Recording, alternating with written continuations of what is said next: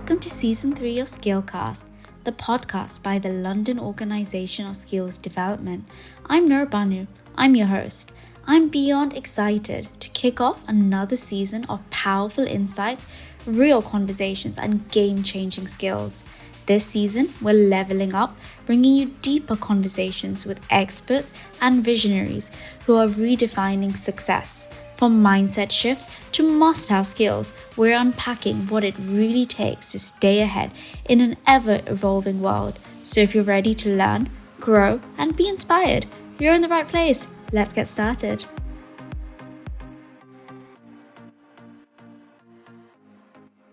Welcome to SkillCast. Thank you. Thank you for having me. Welcome. How would you like to introduce yourself? Well, I'm an entrepreneur. Been building ventures since 18 years.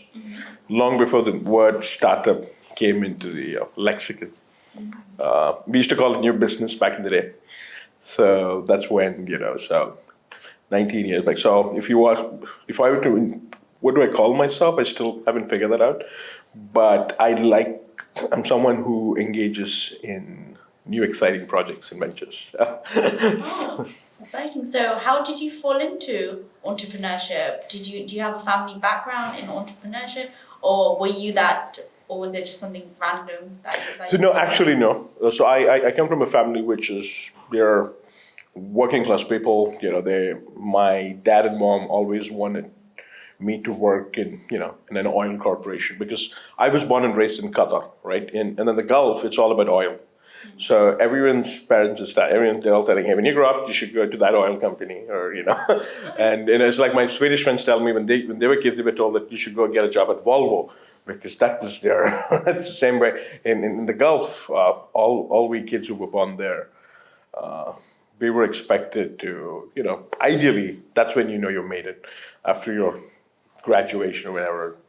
Go and get that good fat check paying oil job, right? So that was the economy back in the day. This was long before the digital economy took place. So so that got me interested. So I found it too boring.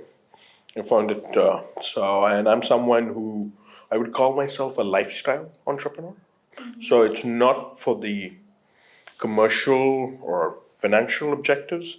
I wanted to it sounds cliche to follow your passion, but I wanted to at least enjoy what I was doing, right? The last thing I hate is it's people like me, it's very difficult to motivate ourselves.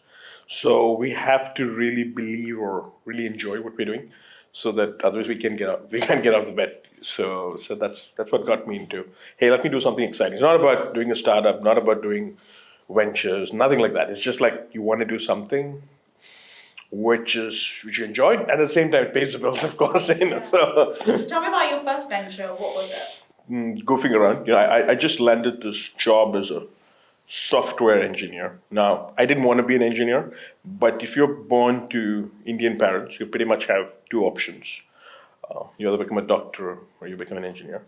My parents were broad-minded, so I had a third option. I could be a chartered accountant. So I was a kid without an ambition, so I just took engineering, whatever. That was easiest. So I took computer engineering. So I had this job thing, and so I spent a week and we were doing like pseudocodes and found it incredibly boring.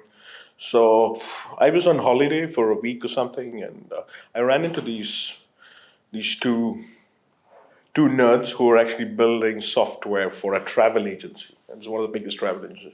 So I said, hey, it's pretty cool, So where I come from, there are a lot of travel agents in the Gulf, and because it's a lot of traveling, a lot of expats. So why don't we build this product there? So accidentally, I was getting into entrepreneurship without even knowing about this. So I told them, and long story short, we were focused on this venture to bring travel back office systems to travel agents, and we were up against the big corporations from the US, and they were the ones who were providing software. But this is where I had a lot of fun. How do you, this David versus Goliath kind of a thing, how do you beat the incumbent? So I thought, let's build a software and hyper-focus on one particular niche. So we made our software, almost the most flexible software you could ask for. I mean, the big companies wouldn't bother making those kind of small changes and tweaks because they're out for the big run. But for a small travel agent, we made our software so flexible and so easy that they pretty much didn't have much work to do after that because they used to just key in the numbers and just used to process all the reports and manage all the back office for a travel company. So today, and launched in 2 3 years, I think 60-70% of the market were running on our platform. So, and I was like, wow, and this is so accidental, right? And I would like to think that it's like we did it because of it. I feel like with business, it sounds like you need a bit of luck in the whole thing. You working hard and then luck. It comes hand in hand because some people will work really, really hard, but then it just doesn't work out for them. Or someone who doesn't work hard at all and it just works out. Do you think it's one or the other, or do you think you need both? No, you're absolutely right. You need a lot of luck. Now, they say you make your own luck as well, right? So if I were to say like, "Oh, I had this all planned out, and I knew we were going to kill this, and we're going to build this thing, and hindsight, it was nothing like that. So I still remember my first meeting with this big travel giant, and we were trying to strike a partnership with them because then we can get all to work with their clients. That was the whole idea. And this guy was a senior expert, and he said, "Who's this kid? He has no idea what he's talking about."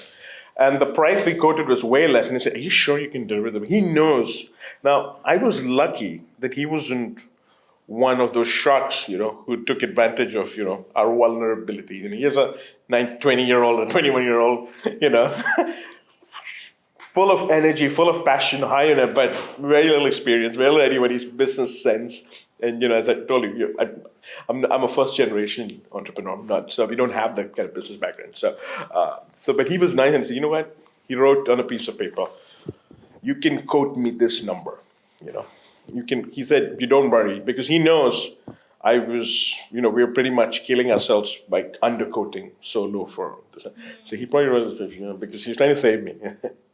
"Hey kid, don't get yourself in trouble. So you just quote this, at least this." And so that's how we got started. So that luck helped. And how we know that luck, just to answer your question, the second venture which we did was a spectacular disaster. So you would think with the experience of a successful first venture, you would go on and create something.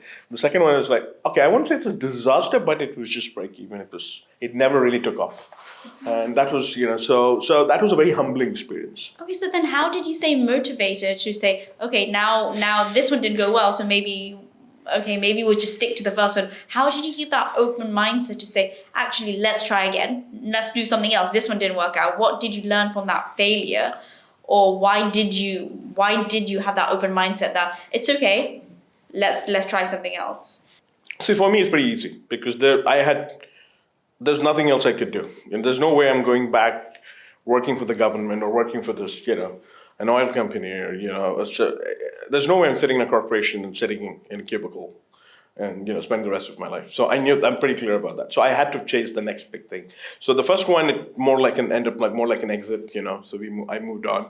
I moved on with the partner there, and we went on to form another venture, which was focused on the engineering industry, a software company. So, and that, as I said, was good, but it didn't really take off.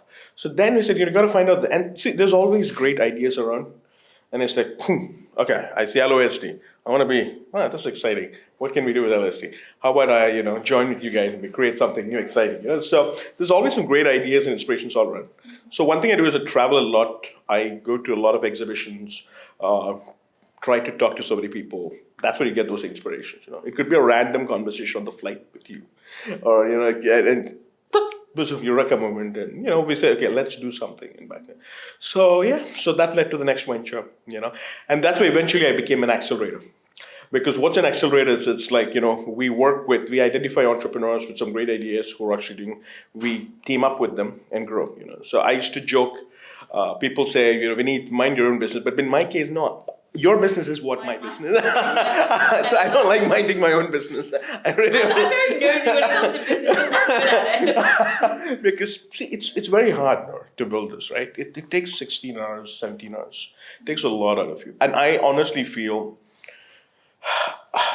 after a certain age, it becomes so difficult to spend that kind of hours. And so you don't want to be the front entrepreneur. You look for the next 21-year-old. So I always look for the Vineet who was 21-year-old, and you back that kind of guy, bring your experience, because he's going to make those mistakes, those naive. So you help them. Don't do the same stupid stuff which I did. Just save yourself. I'm actually one of the first people. So my mom's been running a business for the last 15 years. Okay. Her business was just conferences. Okay. That's it. Right. And once I finished I'm just finishing my PhD at the moment, and I've tried to work. I've done a few jobs and stuff, and I think seeing my mom work for herself, I realized I don't want to work for anyone. I really want to work for myself, and I can't work on. I need to do my own thing. So for me, it was and I'm not gonna be doing conferences for the rest of my life. What can I do more? I've been kind of dabbling in different things. So I think you might know a little bit about what we do. We don't just do conferences, but we also have a production house. We also have a publishing house. We also do mentoring. We do courses. We do lots of different things. So I basically put my foot in different ventures under one basically thing, but having the same mission of my mom's. My mom's mission was to serve humanity until her last breath. That's what her mission in life was, and serving humanity through different ways. So even having your own film, carrying your own legacy about who you are, your story, your journey, that is also skill sharing in itself. And that's exactly what she wants to do. Having a publishing house where you're publishing books, keeping your stories through that skill sharing, through your exciting ventures. So in the end, it all leads to one mission, even though you're doing different things. And I'm always about trying new things. So one thing that I have just brought in, which was one of my own initiatives, was EdTech. I had a really big interest because I know EdTech is really good. I know people want to invest in sustainability as well as they want to invest in agriculture, but education is something people need to be investing in as well, because education, how do you educate people around the world and in different parts of the world? So EdTech was something, and particularly in India. So we've been working on a lot of special projects with different states in India on skill development, and technology is something a lot of states are still lacking. They have very much, they're not very open-minded about tech. I don't know if it's because of the cost involved or the situation, but it is something that we're very much pushing, and I'm trying to get some of our technology and stuff that I've been working with software engineers to kind of push that forward. So no, I completely see where you're coming from, where I completely love where you're coming from. It's like you see these young people who have bright minds, and through your learnings and your experience, you're like, actually, I think I could probably help you with that, and I could probably make that better. That could probably benefit all of us as a community. So I like that. You're always scouting for new people. Absolutely. So I've started, someone asked me what kind of industries do you work with. I said, it could be a pizza place, which I found in Manila. And I think, the whole world should try out this pizza. And it's amazing. And it's not that only New Yorkers can make great pizza. Hey, I love New York pizza. But, but you can have these great sparks of genius in certain remote corners of the world. And now how do you build the systems of business to take it global, right? Or scale it even locally, right? So, because many entrepreneurs, they're not great at presenting themselves or pitching themselves, or building a plan, They're very good at that, building that product or doing that thing. But then they don't have, their pitch deck doesn't fit what they're trying to say, their vision. So that's why, and sometimes they're very bad at, building a business is a whole different skill, right? And you could have all the experience in the world and you still make things don't succeed. I mean, you would think the most celebrated entrepreneurs, the investors of our time, they have spectacular failures. Facebook, for example, Mark Zuckerberg, after the original Facebook, he has tried hundreds of stuff. Nothing really took off. If you remember back then, they tried so many things. They tried the Facebook Messenger. Who uses Facebook? They had to eventually buy WhatsApp because it just. So someone like him, who you would think just build a multi-billion-dollar company. Even it's not easy building those businesses, right? So that's why sometimes you could have all those ingredients and still not succeed. But it's all about increasing the odds. And there is that calculated risk you take. And you could do that in a way where even if you're not doing well, what happens is what's interesting about failure is it's never really a big failure as such. It leads to something more interesting. You mentioned EdTech. Now, you might do this EdTech thing and it may not take off. But in that process, you might have encountered something interesting, which would lead you to something, you know, something profitable or something interesting. So almost never ran into a venture where we failed as such, but it always led us to something better. So that's why I say, so take it also, when we tried this thing, which didn't really take off, but it led us to something. We saw, hey, this is great opportunity.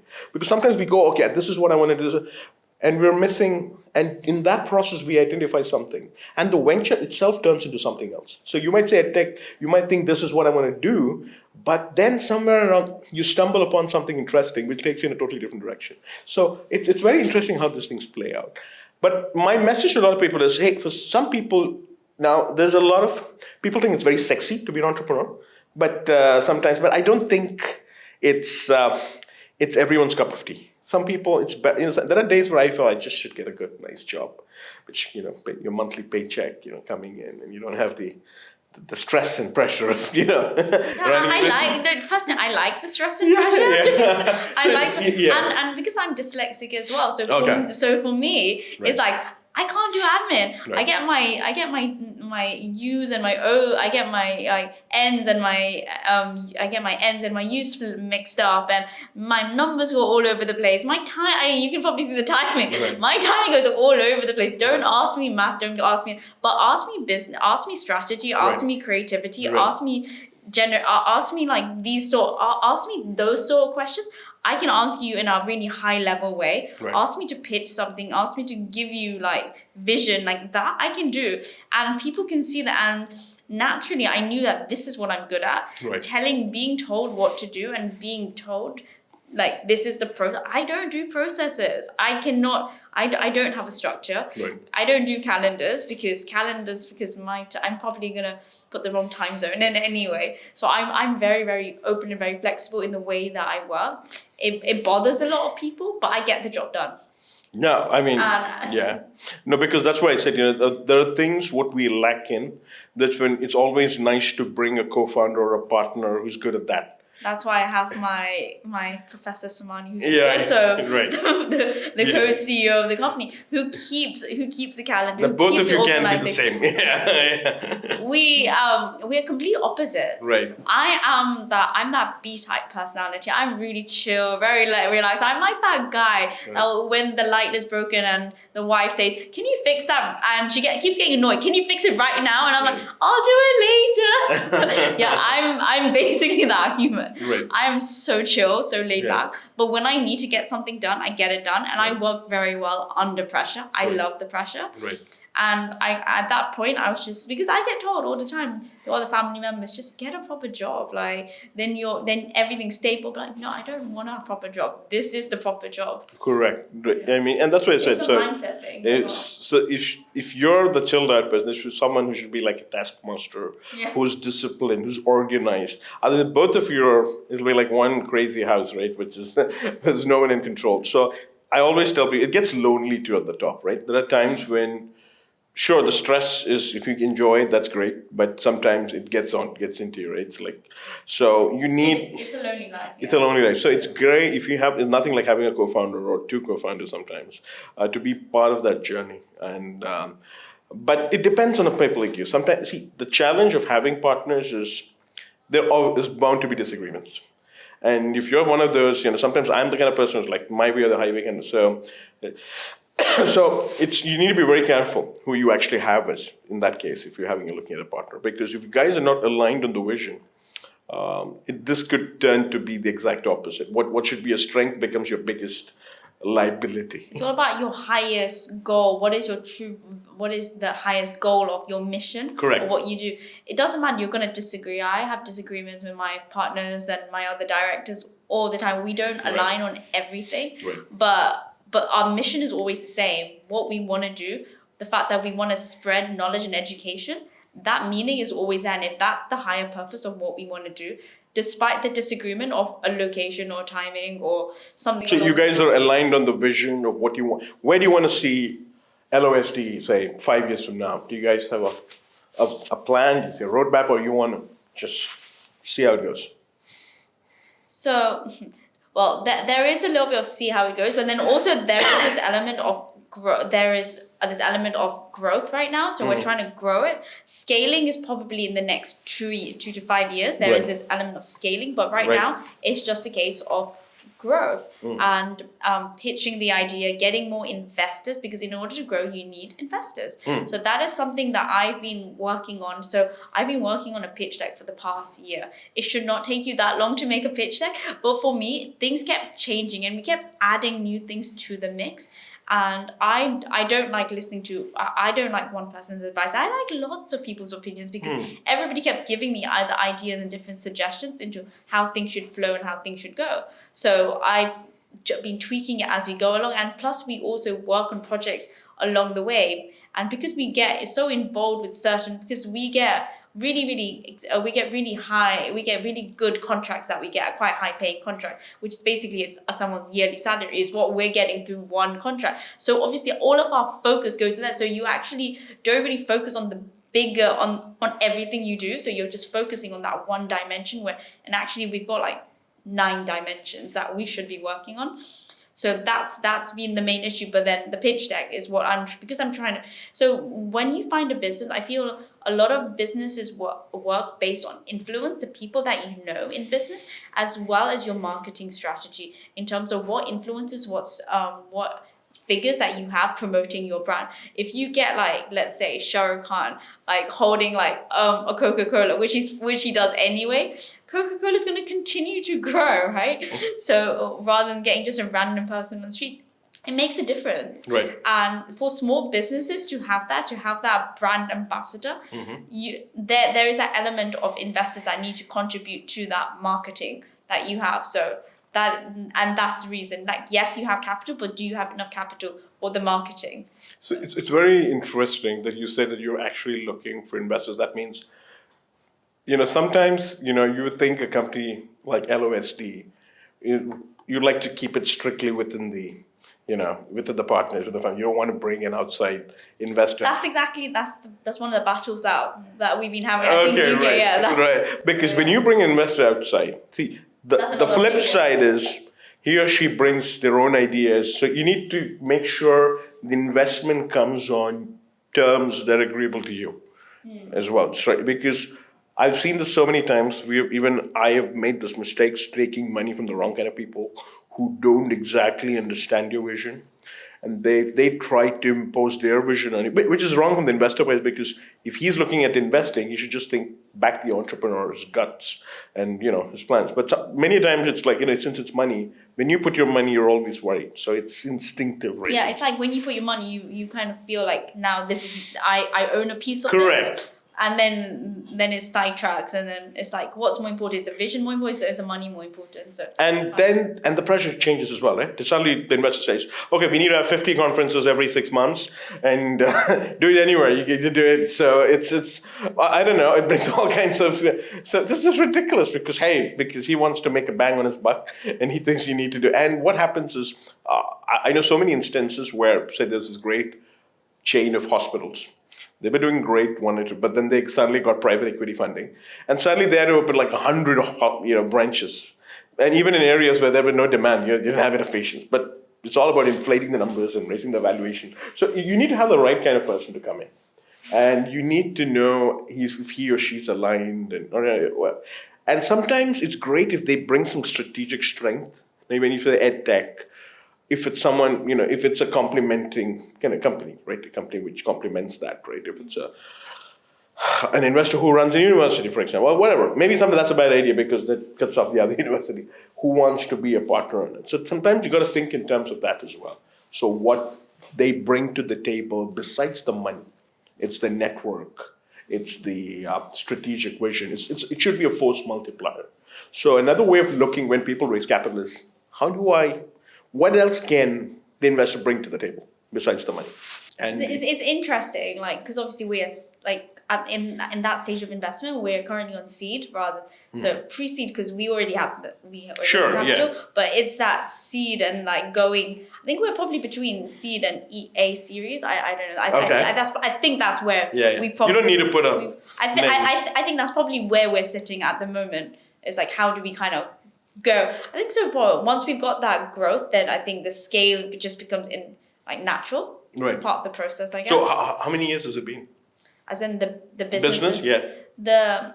So I've only been part of the business for about 2-3 years now. I've been Okay. part of the business. I've been kind of like in and out, but I've already been full-time in the business in the last year. So the genuine growth has just been in the year, and using the capital that we have in the right pots to grow everything, and then getting the structure in place. So we very much, I love robots. I love automating things. So I love getting like virtual assistants and then digital twins and all of that. I'm really into that tech. I'm quite nerdy like that. So I love people like that doing my work for me rather than we have humans, but we also have that as well, because we do so much, and having one director for one representative for each thing. So it's all fun and games. I'm kind of liking this whole lifestyle. So actually, I just want to be a little bit nosy now. Tell me about your family life. So when you told your family that you're going into entrepreneurship and this is what you want to do, what was their reaction? What did they say to you? This is not for us, or you should do this. Like, what were they like? So it's funny. I mean, see, my dad and mom, they love me crazy, right? So I was this medical miracles. I was born after so many years of marriage. So I'm their spoiled child. So they will eventually they would want me to do whatever I want to. But they always want to they'll egg me. And initially, now startups have become glamorous and all that. But in 2006, 2007, when we were getting started, I remember my mom, when someone asked, what's your son doing? She used to say, oh, he's a software engineer. He's a tech. She doesn't even say that, yes. Yeah, I think it was like that fear, like maybe he'll fail and then he'll push it. It's almost like, she was like, it's like, okay, he couldn't find a job, so he decided to set up. I said, no, it's not. I'm not doing this because I can't find myself a job. I'm doing this because I'm passionate about it. But, it's that's what it is. But they were supportive in terms of backing me. But I know everything, you need to draw a line. If I was just burning money for years and going nowhere, I'm sure that some stage they would say, son, this is not cut for you. Maybe you need to get a nice job. Yeah, I think you proved to them, and I think at that point they were like, yeah, I think this is probably... So there were challenges, So when my dad passed away, initially, whatever money comes in, you're reinvesting and stuff like that, right? So when my dad passed away, it was challenging. So that is when, see, life gives you moments when they really test you if you're really passionate about what you're doing. So that's when I knew I wanted to protect this dream. At the same time, you need to find a way that, your revenue coming in, right? So those are the years, it's like, what, no matter what, I'm going to keep it going. So that was me discovering myself, me being brutally honest that this is what I want to do in life, right? Because I talk to a lot of kids now. They're so, the clarity is amazing. I want to do this. I want to do that. I want to be this. So wow. I wish when I was a kid I knew what I wanted to do.